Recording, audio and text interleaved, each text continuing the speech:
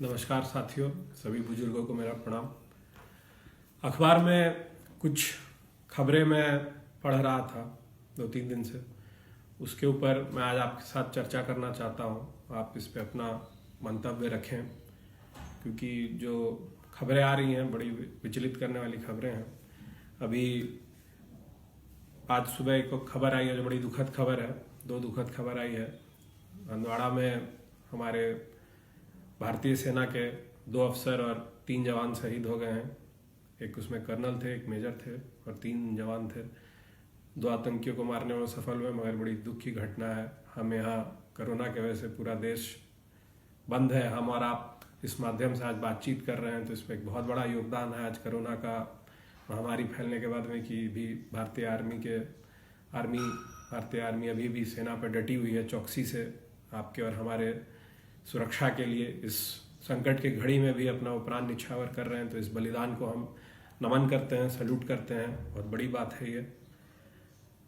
दूसरी एक और दुखद खबर आई है। बिहार के जस्टिस ए.के. त्रिपाठी जो लोकपाल मेंबर थे, कल उनका दिल्ली में देहांत हो गया। कोरोना से संक्रमित थे और शायद हार्ट अटैक भी हो गया। तो बड़ी ये भी दुख की खबर है। हमारे आप फील्ड के बड़े जाने माने नामी व्यक्ति थे और आपका जाना एक गैप छोड़ेगा। आपके परिवार के साथ भी मेरी पूरी सहानुभूति है। मैं नमन करता हूँ। इनके चले जाने से एक बड़ा वैक्यूम क्रिएट हो गया है। अब मैं जिन चीज़ों की मैं बात करना चाह रहा था आपके समक्ष रखना चाहता हूँ। आप इन चीज़ों को खुद भी आकलन करें, इन चीज़ों के बारे में, और खुद आप विचार करें कि इस पे मैं कोई आज बहुत लंबी चर्चा नहीं करना चाहता हूँ आपके साथ। पिछली चर्चा बड़ी लंबी हो गई थी, तो शॉर्ट में ही आपसे कुछ बातें हैं जो कहना चाहता हूँ मैं।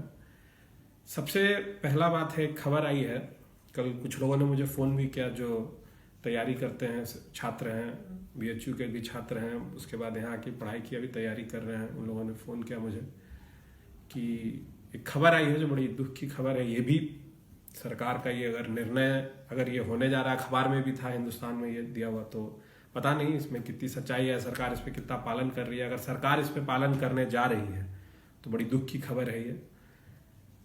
3,305 पंचायतों में सरकार ने निर्णय लिया है उच्च शिक्षा का प्रबंध कराने का, 9वीं 10वीं की शिक्षा का प्रबंध कराने का। और हर उस विद्यालय में अगर आप उच्च शिक्षा की पढ़ाई करा जाते हैं तो 5 से 6 अध्यापकों की जरूरत होती है। तो उसके लिए सरकार 15 से 18 हजार पद को सृजित करने जा रही है। मगर सरकार का कहना है कि भाई जो यहाँ बेरोजगार लोग बैठे हुए हैं वो काबिल नहीं हैं, उनमें क्षमता नहीं है, वो यहाँ नौकरी के लायक नहीं हैं, इसलिए जो पुराने रिटायर्ड टीचर्स हैं हम उनको वापस नियुक्त करेंगे। अब ये सिस्टम टेम्पररी है कि परमानेंट है? मुझे लगता है टेम्पररी है, क्योंकि ये सरकार सब अस्थायी काम करती है। सारे काम इनके टेम्पररी होते हैं। टेम्पररी व्यवस्था, शॉर्टकट, जितना जल्दी शॉर्टकट में हो जाए, हम टेम्पररी चीज़ों को शॉर्टकट फिक्स दे दें। इससे इनका तो कुछ नहीं जाता, मगर जो छात्र और बेरोजगार जो यहाँ नौकरी के आस में बैठे हुए हैं, एक तो पहले ही सरकार वार्ता करने के लिए तैयार नहीं है हड़ताली शिक्षकों से। उसके बीच में अभी लगभग 70 का आंकड़ा पहुंच गया जिन शिक्षकों की मृत्यु हो चुकी है, मगर सरकार का अभी भी दिल पसीजा नहीं है।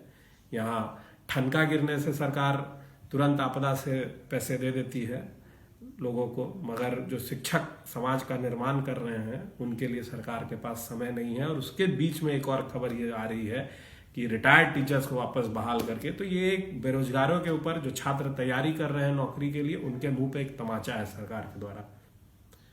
आप हर चीज का टेम्परेरी फिक्स नहीं कर सकते हैं।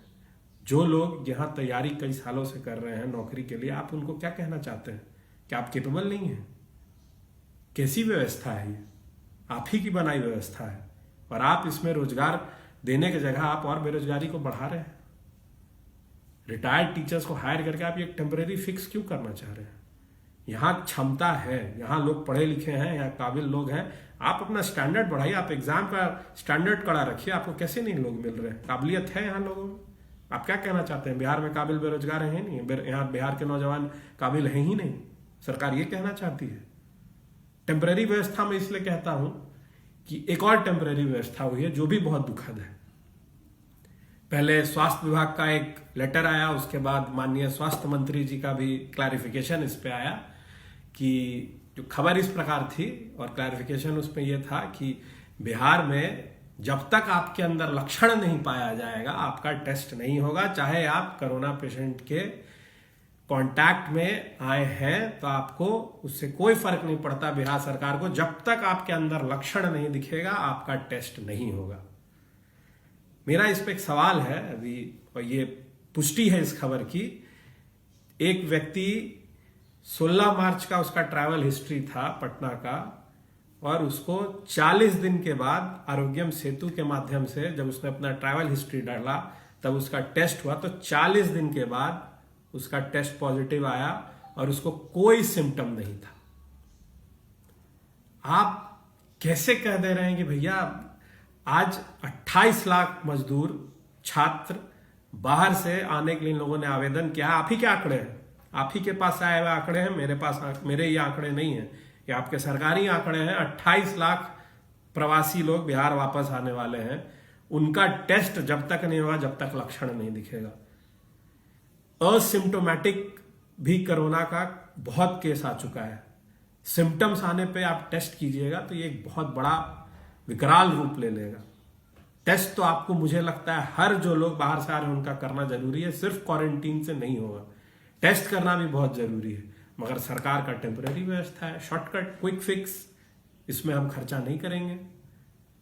आप तो यहाँ के फ्यूचर के साथ खेल ही रहे हैं, शिक्षा व्यवस्था और शिक्षकों के साथ तो आप खेल ही रहे हैं, जो हमारे फ्यूचर का निर्माण करते हैं, हमारे नौजवानों का निर्माण करते हैं। अब आप हमारे स्वास्थ्य के साथ भी खेल रहे हैं। कभी पीपीई किट नहीं था और आज आप कह रहे हैं कि भाई हम जिन लोगों में सिम्टम नहीं उनका हम टेस्ट नहीं करेंगे। कैसी व्यवस्था है ये? हर चीज में टेम्परेरी व्यवस्था। टेम्परेरी से याद आता है कि आप लोगों ने हेल्पलाइन नंबर जारी किया हर राज्य के नोडल अफसरों का। उसके बाद आप कहते हैं कि 12 से 16 हजार उनको कॉल चला गया, सारा नंबर क्रैश कर गया, इसलिए फोन नहीं उठ रहे हैं।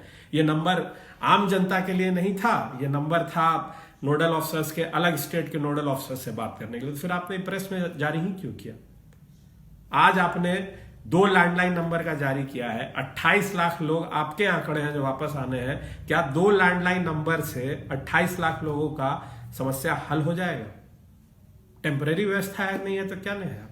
आपके मंत्रियों को कॉल किया जाए, वीडियो है, साक्ष्य हैं, आपके अफसरों को कॉल किया जाए, फोन नहीं उठाते हैं लोग।